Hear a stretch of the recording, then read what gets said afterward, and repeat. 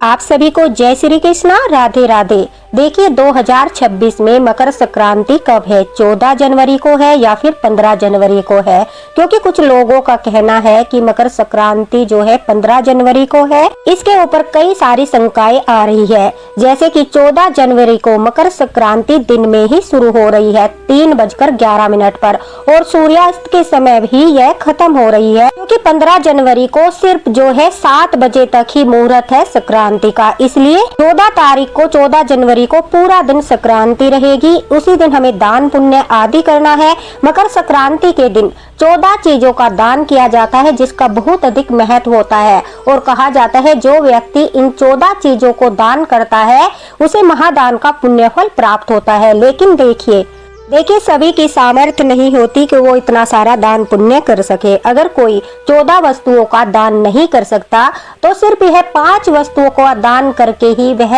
महादान का पुण्य फल प्राप्त कर सकता है। यानी उसे 14 वस्तुएं दान करने की आवश्यकता नहीं है। सिर्फ ये वस्तुएं जो मैं आपको आगे वीडियो में बताने वाली हूँ दान कर दीजिए, आपको महादान का पुण्य फल अवश्य ही प्राप्त होगा। साथ ही साथ मकर संक्रांति के दिन कुछ लोग जो है सोना चांदी भी दान करते हैं, लेकिन मैं आपको ऐसा दान बताऊंगी जो सोना चांदी से भी बढ़कर है और उसका करोड़ों गुना पुण्य फल आपको प्राप्त होगा और आपका एक भी पैसा नहीं लगेगा। यह दान करके आप जो है अपने पुण्य के भंडार को, दान के भंडार को भर सकते हो, बहुत सारा पुण्य अर्जित कर सकते हो।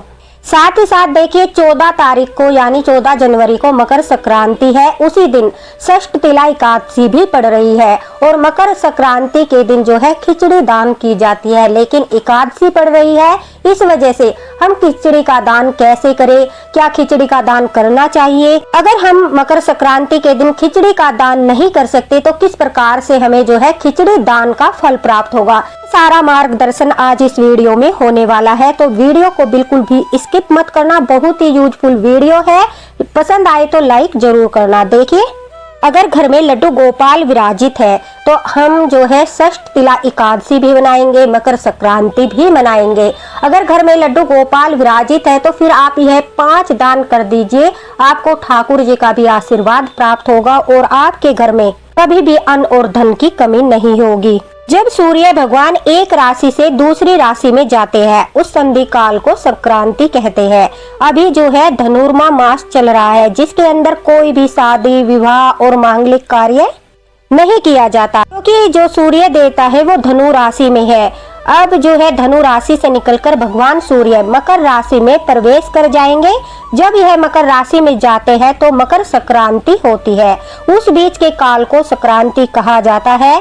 तो धनु राशि से भगवान सूर्य मकर राशि में जाते हैं और वही समय 14 तारीख का दिया गया है, जो पंचांग में भी दिया गया है। यानी 14 जनवरी को ही पुण्य काल प्रारंभ हो जाएगा और उससे पहले भगवान धनु राशि में ही रहेंगे।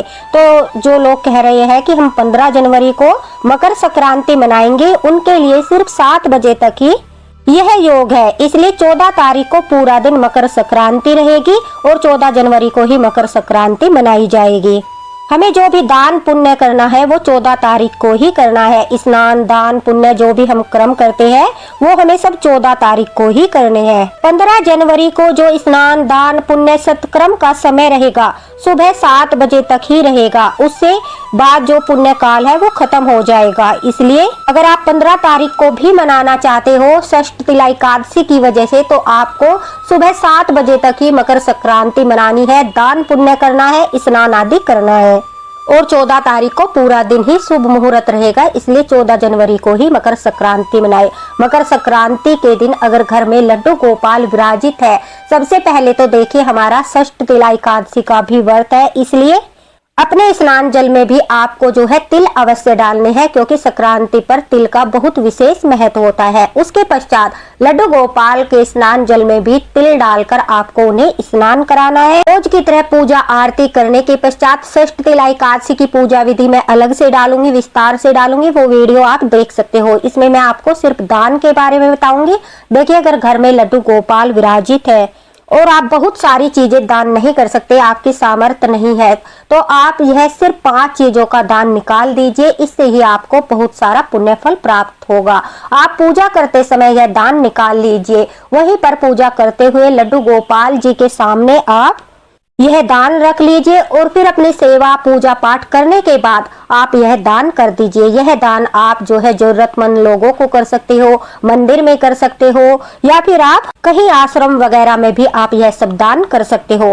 और यह दान आपको अपनी सामर्थ्य के अनुसार ही करना है, मात्रा अपनी सामर्थ्य के अनुसार ही रखनी है। देखिए, सबसे पहले आपको एक दान की थाली रखनी है। उस दान में आपको चावल को स्किप करना है, क्योंकि हम चावल को जो है दान नहीं कर सकते। चावल का दान नहीं करते एकादशी के दिन, पारण के समय हम चावल का दान करते हैं, इसलिए चावल को स्किप करते हुए आपको इस दान की थाली में मूंग की दाल कोई भी, या फिर चने की दाल, काली दाल नहीं, मूंग की दाल या फिर चने की दाल, कोई भी एक दाल रख लीजिए। तिल के लड्डू आपको थाली में अवश्य ही रखने हैं। 5, 11 जितने आपकी सामर्थ्य है उतने तिल के लड्डू आपको अवश्य ही रखने हैं। एक आटे की कटोरी आप अवश्य रखिए। अपने सामर्थ्य के अनुसार यह दान आप 1.25 किलो, 2.25 किलो या फिर एक कटोरी में एक पात्र भरकर भी कर सकते हो।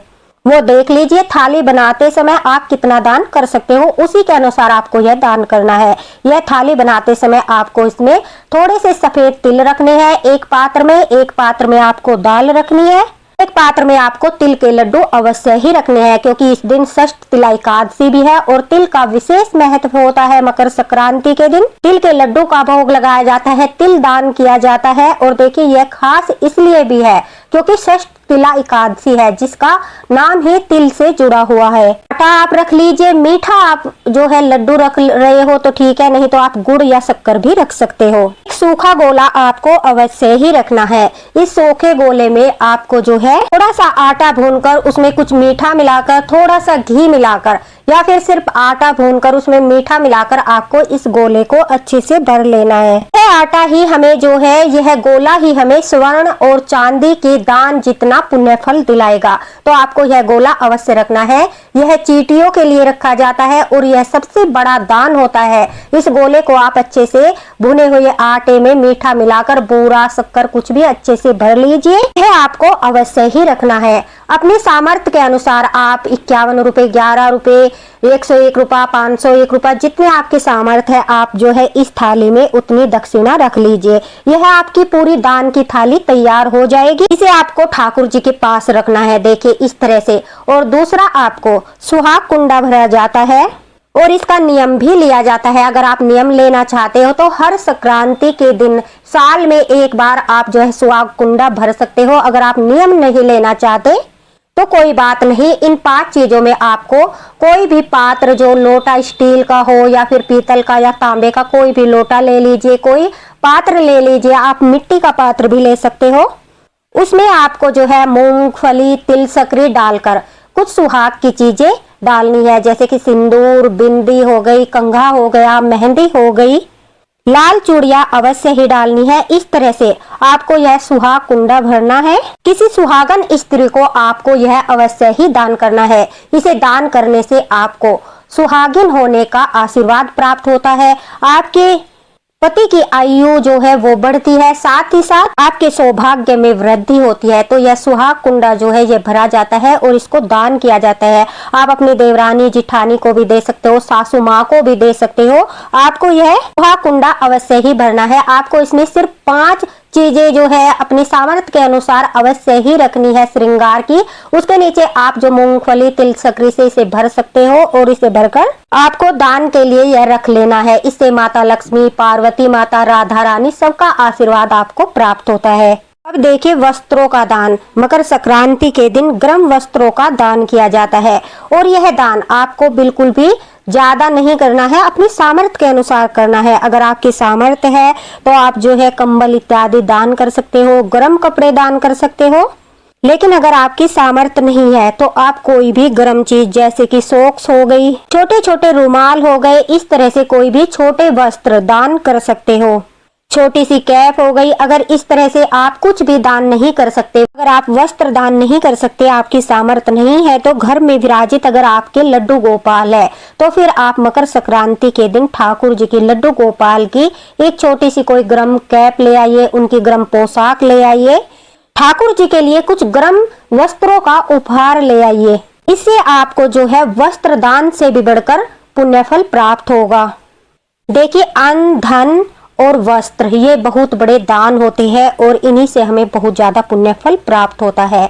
तो हमने धन में जो है दक्षिणा रख दी अपनी सामर्थ्य अनुसार, अन्न में हमने अपनी थाली बना ली है और वस्त्र में हम जो है सॉक्स इत्यादि रख सकते हैं, नहीं तो ठाकुर जी की कोई पोशाक लाकर, राधा रानी की पोशाक लाकर, उनके लिए उपहार लाकर हम जो है इस दान का फल प्राप्त कर सकते हैं। इसी प्रकार से तिल का दान हमें अवश्य ही करना है। जो तिल बहुत ही ज्यादा जरूरी होता है, उसमें आपने तिल के लड्डू रख लिए हैं और तिल रख लिए हैं तो यह तिल का दान हो जाता है, षष्ठ तिला एकादशी का भी और मकर संक्रांति का भी। अब बात करते हैं सोना चांदी का दान। देखिए, सोना चांदी का दान हर कोई नहीं कर सकता, लेकिन जैसे हमने अपने दान की थाली में एक गोला रखा है, उस गोले को आप आटे से भरकर उसमें आप जो कसार बनाते हो आटे और मीठे से, उसमें आप कुछ भी भर सकते हो, पंचमेवा भी मिला सकते हो, देसी घी मिला सकते हो। जितना अच्छा आप गोला भरते हो उतना ही ज्यादा पुण्य फल प्राप्त होता है। कि यह गोला आपको जो है सोने चांदी जितना ही पुण्य फल दिलाएगा, सोना चांदी के दान जितना ही पुण्य फल दिलाएगा।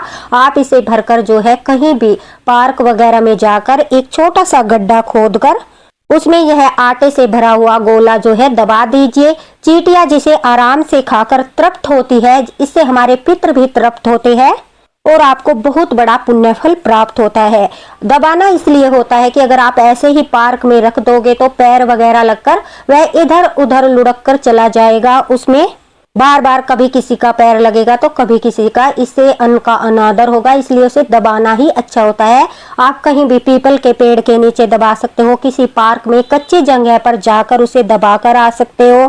तो यह दान आपको अवश्य ही करना है। घर के बाहर जहाँ भी जमीन कच्ची हो वहां पर आप आसानी से यह गोला रख सकते हो। अगर आपके आंगन में या फिर ऊपर छत पर बालकनी वगैरह में कहीं पर चींटियां आती है तो वहां पर भी आप इसे आराम से रख सकते हो, जहां पर पैर इत्यादि न लगे। ये 5 दान आपको अवश्य ही रखने हैं। हाथों में जल लेकर 7 बार सभी दान के ऊपर से वार कर आपको जो है अपने दान के ऊपर यह जल छोड़ देना है। ठाकुर जी के सामने नतमस्तक होकर प्रणाम करके कहना है कि हे ठाकुर जी, आज षष्ठ तिला एकादशी है, आज मकर संक्रांति है, मैं अपनी सामर्थ्य के अनुसार जो भी मेरी सामर्थ्य है मैं यह दान करना चाहती हूँ, इसे स्वीकार कीजिए और फिर यह दान आप कर दीजिए, किसी जरूरतमंद को कर दीजिए। आप जो है मंदिर में जाकर कर सकते हो, जैसा आपको उचित लगे उसी प्रकार से आप कर सकते हो। जो सुहाग का कुंडा भरते हैं वह आप सुहागिन स्त्रियों को दे सकते हो।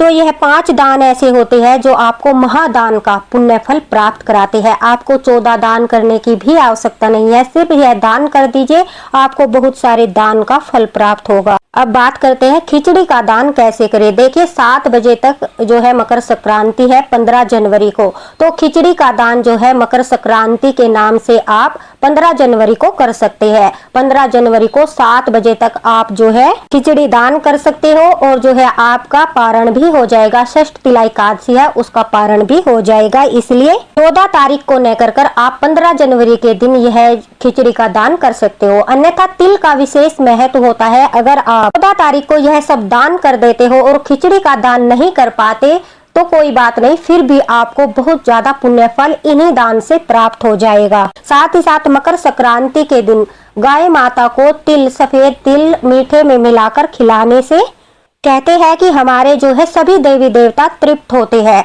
तो यह बहुत बड़ा दान माना जाता है। बिना पैसे खर्च किए आप जो है गौ माता को सिर्फ तिल गुड़ खिला दीजिए, तिल के लड्डू खिला दीजिए या फिर तिल में कोई शक्कर मीठा मिलाकर वह खिला दीजिए। आपको बहुत ही बड़े दान का फल प्राप्त होता है। गौ माता के लिए आप दान निकाल सकते हो।